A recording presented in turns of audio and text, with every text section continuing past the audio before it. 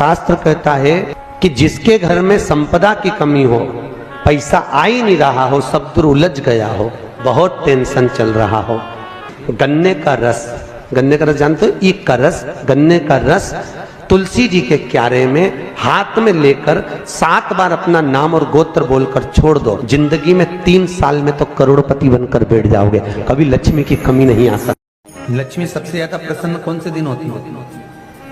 जम के बोलिए जरा। शुक्रवार। तो शुक्रवार को लक्ष्मी सबसे ज्यादा प्रसन्न क्यों होती है? उसका प्रसन्न होने का कारण क्या था? लक्ष्मी जी के 2 भाई थे, दोनों की शादी नहीं हो रही थी, दाता और विधाता, दोनों का विवाह नहीं हो रहा।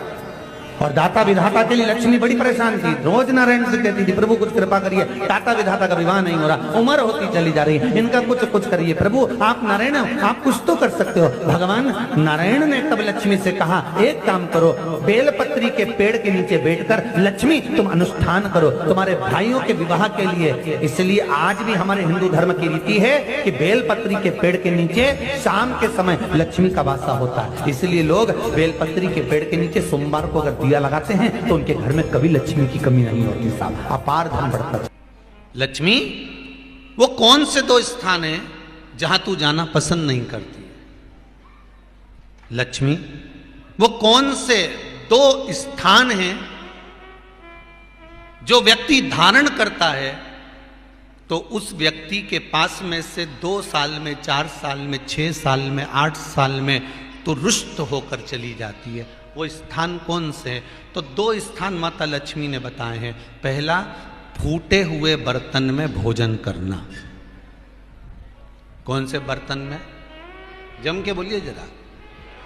जो टूटा बर्तन होता है, खंडित बर्तन होता है, फूटा हुआ बर्तन होता है, कहीं गिलास की किनोर टूट गई है, कहीं कटोरी की किनोर टूट गई है, कहीं थाली की किनोर टूट गई है, और तुम कहीं प्लेट की किनोर टूट गई है और तुम उसमें भोजन कर रहे हो, तो टूटे हुए बर्तन में भोजन करने वाले के पास में लक्ष्मी छिन्न हो जाती है, उसका भाग्य भी फूटे हुए बर्तन की तरह हो जाता है। ये लक्ष्मी का। और दूसरा,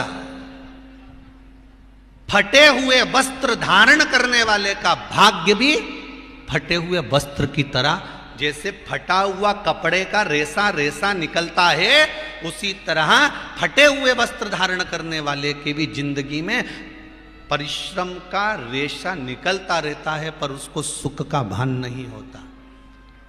आज के जमाने में ये फटे हुए कपड़ों का फैशन आ गया, ये बड़ा दुख की घड़ी है।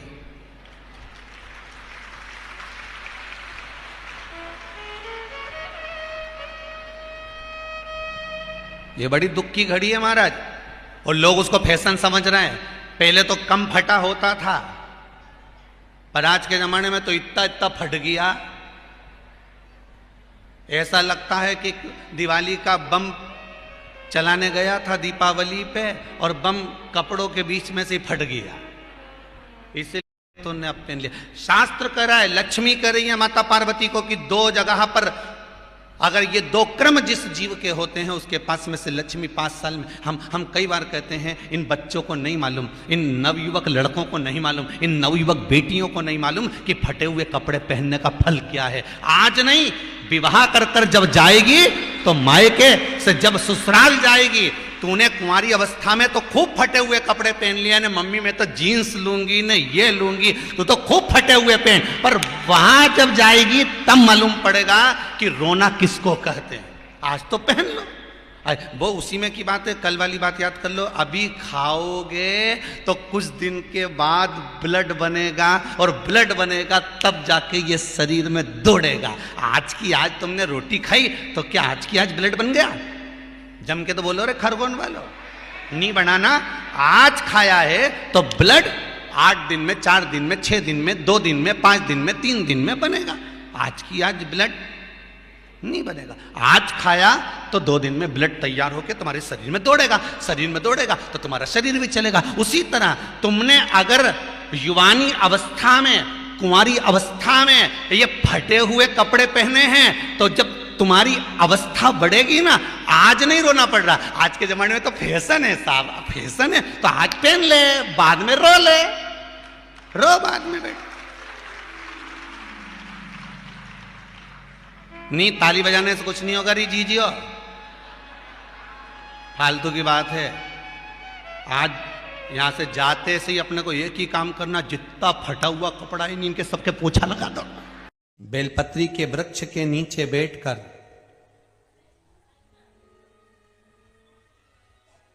हाथ में एक बेलपत्र का पत्ता रखकर आप पंचाक्षर मंत्र नमः शिवाय, ओम नमः शिवाय या श्री शिवाय नमस्तुभ्यम या महामृत्युंजय मंत्र का स्मरण कर रहे हो, पर डंडी का भाग अपनी ओर, बेलपत्र की बीच वाली पत्ती का भाग बीच वाली उंगली की ओर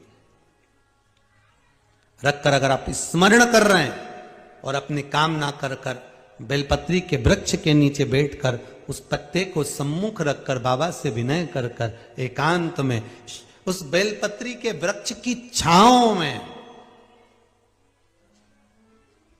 बेलपत्री के वृक्ष की छांव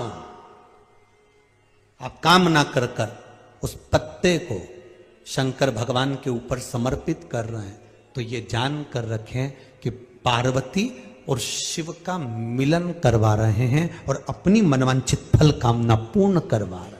क्योंकि शिव और पार्वती का जब मिलन होता है, शंकर पार्वती जब एक दूसरे के सम्मुख में होते हैं, शिव और पार्वती जब एक दूसरे के सामने अपने बच्चों के कारण एक दूसरे के सम्मुख में आते हैं, तो उनके चेहरे पर प्रसन्नता का भाव आ जाता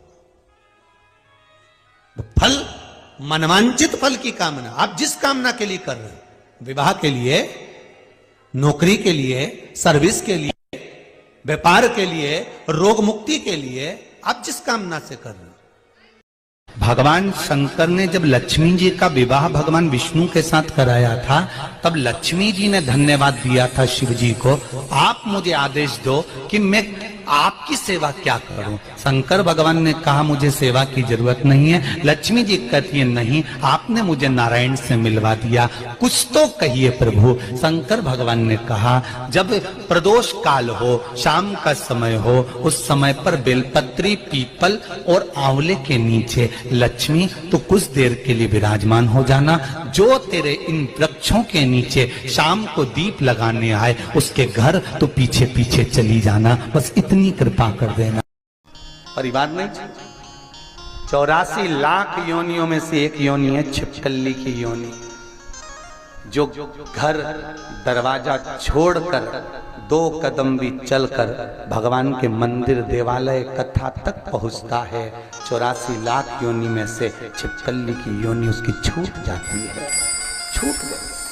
और जो पहुंचा ही नहीं है तो फिर वो तुम्हारे घर में भी कहीं की छिपकली चिपकी हो तो पहचान जाना तुम्हारी रिश्तेदार है। उसको उस कमरे में से 25 बार भगा दो, वो उसी ट्यूबलाइट के पीछे आके छुप जाती है, उसी जगह पहचान जाना कोई रिश्तेदार है, बेचारे से घर नहीं छूटा, चिपक गया। पुनित पावन महीना पौष महीने के अंतर्गत अपने भी भगवान देवाधिदेव महादेव की पावन कथा का रसस्वादन कर रहे हैं, शिव महापुराण की कथा को श्रवण कर रहे हैं। और बहुत ध्यान से सुनना भाई, कोई बात है और आपकी वो कामना पूरी नहीं हो रही, बहुत प्रयास कर लिया आपने, कामना सिद्ध नहीं हो रही, एक लोटा जल, एक जल का पात्र लीजिए, उस जल के पात्र को लेकर उसमें थोड़ा सा लाल चंदन डालकर बेलपत्री के वृक्ष के नीचे और देवाधिदेव महादेव को चढ़ाना प्रारंभ कर दीजिए, शिव को चढ़ाना थोड़ा सा जल। उसके बाद में 1 लोटा जल स्वच्छ फिर शिव जी को चढ़ाओ। प्रयास करो बेलपत्री मिले, उस बेलपत्री पर लाल चंदन तीनों पत्तियों पर लगाकर लाल चंदन बेलपत्री के वृक्ष के नीचे समर्पित कर कर उसी बेलपत्री के वृक्ष के नीचे का बेलपत्र वापिस लेकर श्री शिवाय नमस्तुभ्यम बोलकर आपकी कामना कहकर भगवान शिव पर अघोरेश्वर महादेव का नाम लेकर आप चढ़ाना प्रारंभ करिए। बाबा आपका कार्य 3 महीने के अंदर पूर्ण कर देगा, सफलता देगा। शिव जी का एक नाम है अघोर।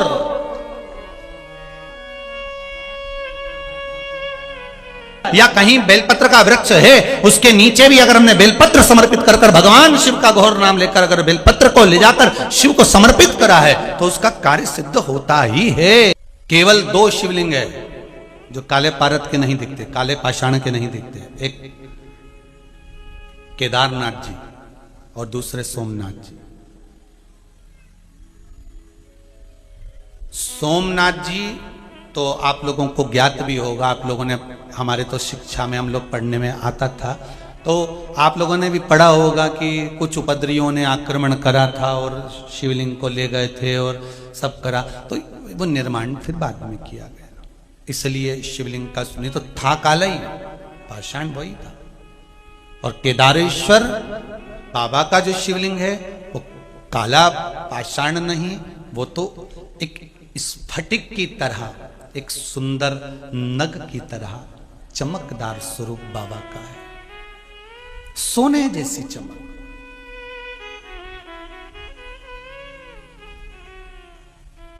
त्रिनेत्र शिव महापुराण की कथा कहती है,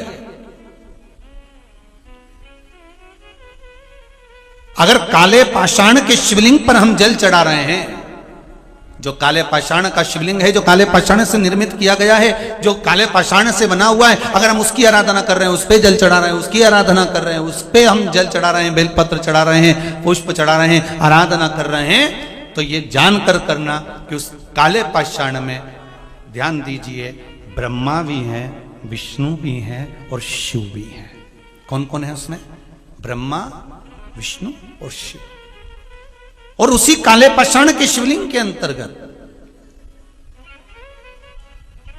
महाराज ब्रह्मा अपने 4 मुख से, शिव अपने 5 मुख से और भगवान विष्णु अपने 1000 मुख से वहां पर विराजमान है। उस काले पाषाण के शिवलिंग के अंतर्गत सारे देवता, तीनों देवता अपने अपने मूल स्वरूप में, अपने आनंदित स्वरूप में 1000 मुख कर उसके अंतर्गत विराजमान है। और अगर हम कहीं सफेद शिवलिंग का दर्शन कर रहे हैं, मार्बल के शिवलिंग का दर्शन कर रहे हैं, श्वेत पाषाण के शिवलिंग का दर्शन कर रहे हैं, तो त्रिनेत्र शिव महापुराण की कथा कहती है, हम अगर उस शिवलिंग का दर्शन कर रहे हैं तो उसमें 2 स्वरूप हैं, एक मेरा औघड़दानी शिव और दूसरा है मेरी माता रानी जगत जननी जगदम्बा मां पार्वती, उस स्वरूप में विराजमान। और सफेद पाषाण के शिवलिंग में केवल और केवल शिव और पार्वती ही नहीं, सफेद पाषाण के शिवलिंग में माता पार्वती के जितने जितने अवतार हुए हैं और जिस जिस अवतार में माता पार्वती शिव जी की हुई हैं, वो सारे स्वरूप माता के उस शिवलिंग के अंतर्गत विराजमान रहते हैं। महाराज बड़े ध्यान दीजिएगा। और अब आता है तीसरा शिवलिंग, जिसमें नर्मदा जी के जल से निकला हुआ, जिसमें लहर बनी हुई है, निशान बने हुए हैं, कोई तरंग बनी हुई है, कोई मुखाग्रविंद बना हुआ है, कहीं चंद्र बना हुआ है, कहीं सूर्य बना हुआ है। उस शिवलिंग की आकृति में कुछ ना कुछ कलाकृति बनी हुई है।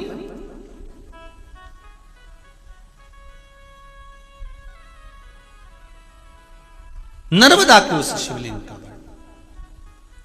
और माई नर्मदे हर, कोई नर्मदा कोई साधारण है क्या? जिसमें से एक पाषाण अगर प्रकट हो रहा है, एक शिवलिंग अगर प्रकट हो रहा है, तो शिवलिंग का वर्णन किया गया, कहा इसमें शिव है, इसमें पार्वती है और इसमें भगवान शंकर के 13 की 13 बच्चे विराजमान हैं। ये वो शिवलिंग है नर्मदा का, वो शिव संपूर्ण शिव। बहुत ध्यान देना, पहले आपको कथा में बताया गया था, पहले कथाओं में जितनी बार कथा में कहा गया था उसका भी स्मरण कर लें।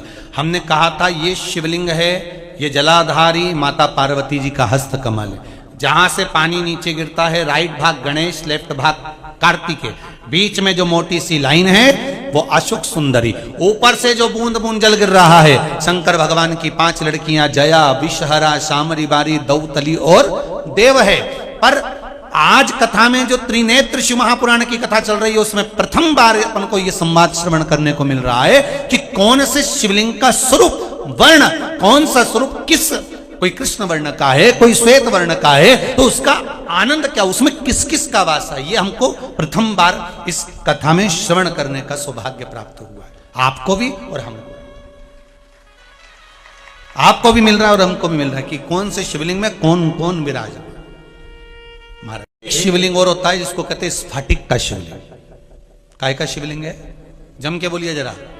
स्फटिक का शिवलिंग ये किसी किसी के घर में होता है, कांच जैसा दर्शन होता है। कई लोगों के घर में स्फटिक की जगह लोगों ने कांच का नकली बना के दे दिया हो। अब करे क्या? असली अगर स्फटिक का शिवलिंग है आपके घर में, तो उस शिवलिंग में महाराज भगवान देव आदिदेव महादेव, चंद्र, सूर्य और उस शिवलिंग के अंतर्गत शंकर भगवान का मूल स्वरूप तत्पुरुष भगवान विराजमान होते हैं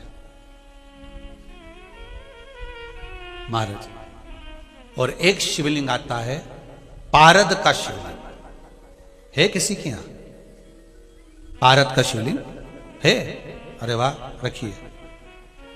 किसी किसी जगह पर अपने को दर्शन मिलते पारद का शिवलिंग। पारद के शिवलिंग में किस किस का निर्माण, कौन कौन विराजमान है महाराज? तो शिव महापुराण की कथा कहती है पारद के शिवलिंग के अंतर्गत मेरे देव अधिदेव महादेव तो हैं, साथ में मां जगतजननी जगदम्बा भी उसके अंतर्गत विराजमान है। और पारद के शिवलिंग के अंतर्गत महाराज 64 योगनियां कुबेर जी के साथ विराजमान होती है उस पारद के शिवलिंग के अंदर। तो मथुरा की जन्म स्थली पर जहां पर बिड़ला जी मंदिर बनाए हैं बड़ा सारा, राधा कृष्ण सरकार वहां पर विराजमान है, उस मंदिर के अंदर ऊपर चढ़कर जाएंगे तो वहां पर आपको पारद के शिवलिंग का दर्शन होगा। वहां हो सकता आप जाओ और कोई से जाकर कहे कि महाराज हमें बताओ कि पारद का शिवलिंग है तो हम उस पर क्या चढ़ा दें कि हमारी मनोकामना पूरी हो जाए। सफेद शिवलिंग है तो उस पर हम क्या चढ़ाएं कि हमारी मनोकामना पूर्ण हो जाए। काले पाषाण का शिवलिंग है तो हम क्या चढ़ाएं कि हमारी मनोकामना पूर्ण हो जाए। स्फटिक का शिवलिंग है हम क्या चढ़ाएं कि हमारी मनोकामना पूर्ण हो जाए। मां नर्मदा के जल से निकला हुआ नर्मदेश्वर शिवलिंग है, हम उसे क्या समर्पित कर दें कि हमारा कार्य सिद्ध हो जाए। भगवान का एक नाम है अघोर। ब्रह्मा जी को दर्शन दिया, अघोर मतलब सिद्ध नाम, सिद्ध करने वाला, कार्य की सिद्धता देने वाला। तो काले पाषाण के शिवलिंग में कौन कौन है जरा जम के बोलिए। ध्यान आया कि नहीं आया? कौन कौन है उसमें? ब्रह्मा, विष्णु और शिव। सफेद पाषाण के शिवलिंग में कौन कौन है?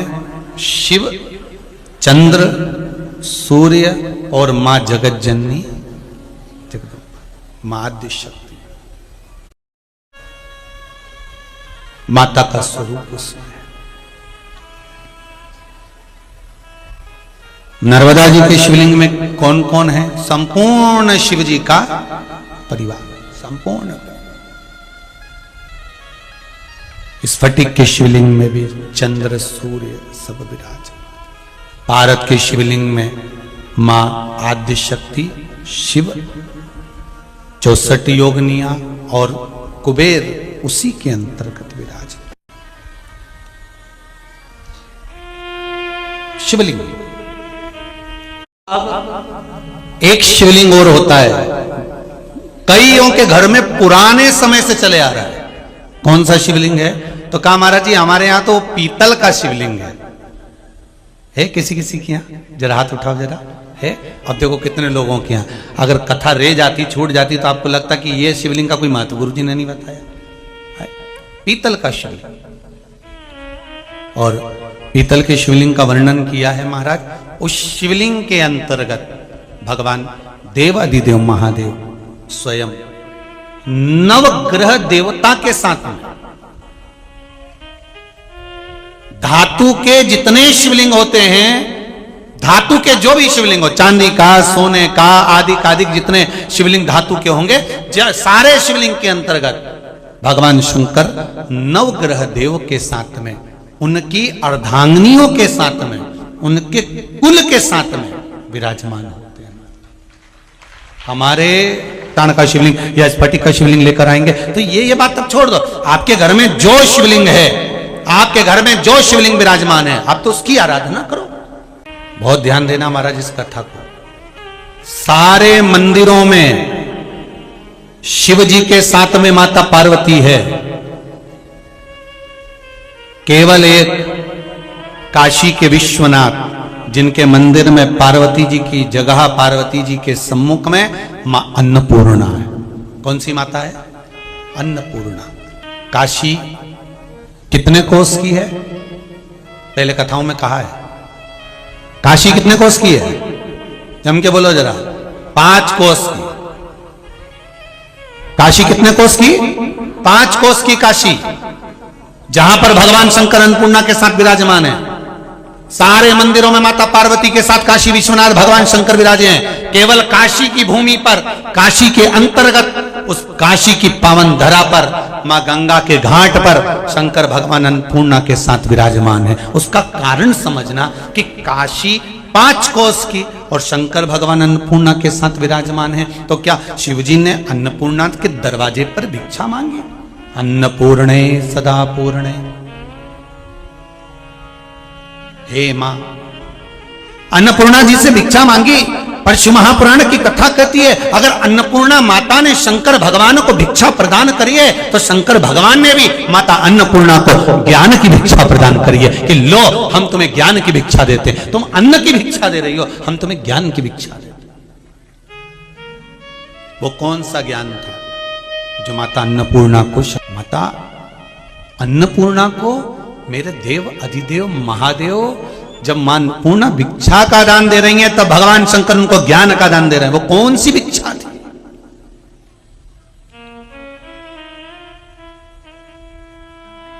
वो कौन सी भिक्षा?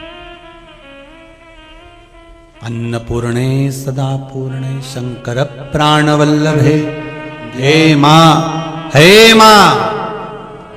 शिव कह रहे हैं भिक्षाम देई, पर माता अन्नपूर्णा ने भिक्षा दे दी।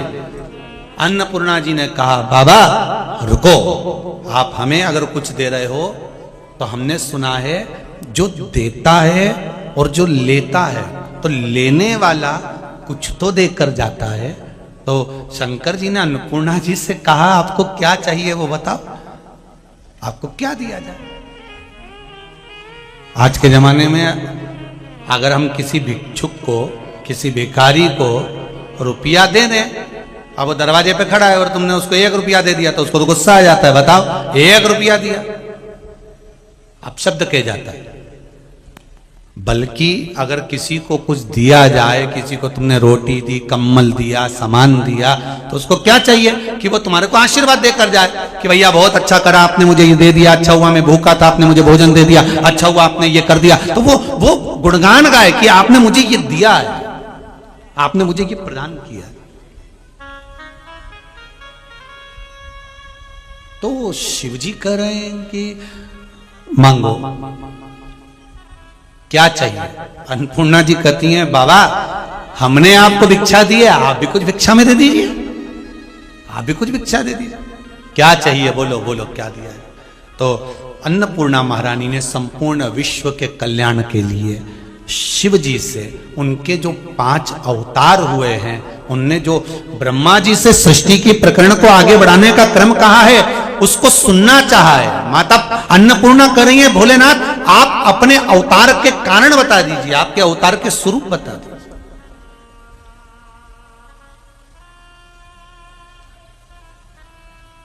हमारे हिंदू धर्म में एक नियम रहा है पहले से, माताएं जब पूजन करने बैठती है ना, कोई सभी करवा चौथ का व्रत करती है, तीज का व्रत करती है, दूज का व्रत करती है, छठ का व्रत करती है, सप्तमी का, अष्टमी का, जो भी व्रत माताएं करती हैं, जब माताएं व्रत करती हैं तो 2-4 मोहल्ले की माता उनके साथ बैठकर उसकी कहानी पढ़ती है। बोलो सही है कि गलत है? कहानी बोलती है कि कहानी बोलो। जैसे चतुर्थी का व्रत करा तो एक बहू ने कहानी बोली, एक सास ने कहानी बोली, कहानी बोलती है। ये कब से चालू हुआ? जब अन्नपूर्णा जी ने शंकर भगवान से कहा कि मुझे ज्ञान की भिक्षा दो, मुझे भी कुछ सुना दो।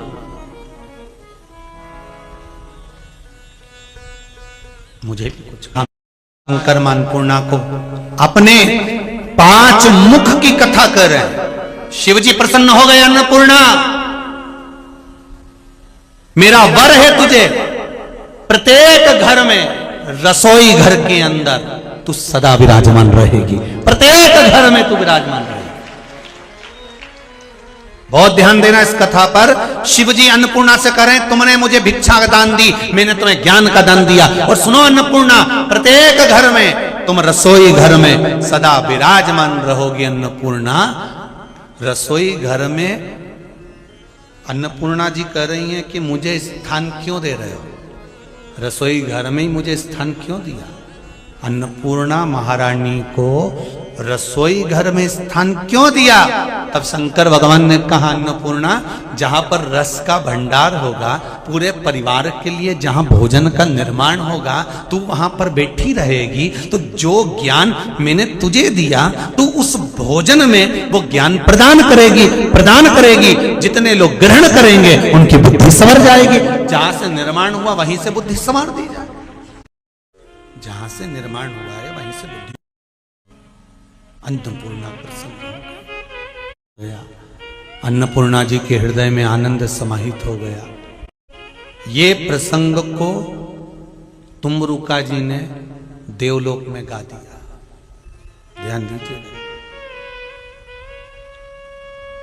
यही 5 मुख के प्रसंग को तुमरुका जी ने देवलोक में गाया, और जो तुमरुका जी ने गाना चालू करा, इतने में तो देवऋषि नारद का आगमन हो गया।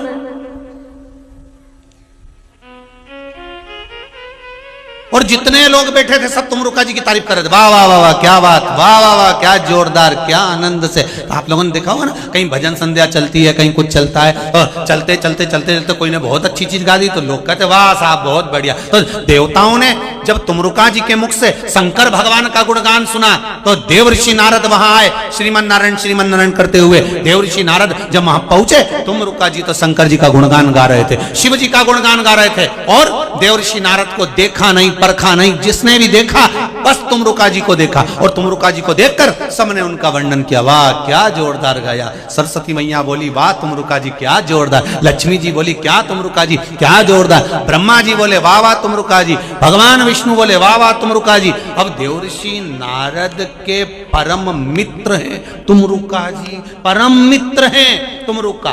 पर देवऋषि नारद को भी हृदय में थोड़ी सी क्या हो गई, बोलो तो, जैसे थोड़ी थोड़ी जलन छिंदवाड़ा वालों को भी हो रही हो। शंकर राम को भी प्रिय है, शंकर कृष्ण को भी प्रिय है, शिव सबको। देवाधिदेव महादेव के पास में 3 चीजें ऐसी हैं जो दुनिया के लोग कितना भी छुपा ले, संसार के लोग कितना भी छुपाने का प्रयास करें, परंतु वो छुपती नहीं है। पहले नंबर पर सूरज, दूसरे नंबर पर चंद्र, और तीसरे नंबर पर सत्य। क्या क्या चीज है जरा जम के बोलिए। पहला सूरज, दूसरा चांद, और तीसरा सत्य। ये 3 चीजें दुनिया के लोग कितना भी छुपाने का प्रयास करें, पर वो छुपती नहीं है।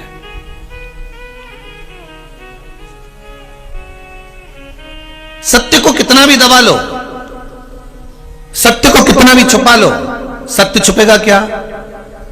भगवान ब्रह्मदेव भगवान शंकर के शिवलिंग का शीश देखने के लिए गए, और शीश देखने के लिए भगवान ब्रह्मदेव गए, और ब्रह्मा जी ने शीश देखा। शीश देखने के लिए जब जाते गए नहीं मिला, जब केतकी के पुष्प को साथ में लिया, गौ माता को साथ में लिया, गाय और केतकी के फूल को लेकर आए, और भगवान विष्णु के सामने, शंकर जी के शिवलिंग के सामने कहते हैं कि ये गौ माता सत्य बोल रही है, ये केतकी का फूल सत्य बोल रहा है कि ब्रह्मा जी को सिर मिल गया।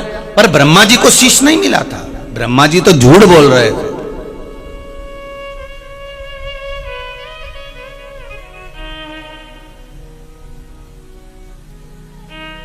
सत्य छुपता नहीं है, सत्य को छुपाने का कितना भी प्रयास करो, सत्य को छुपाने के लिए आप कितना भी दबाव डाल लो, आज अगर सत्य छुप भी गया, आज आपने सत्य को दबा भी दिया, तो वो सत्य उजागर होगा, आज नहीं तो कल होगा, कल नहीं तो परसों होगा, पर सत्य सामने आएगा ही।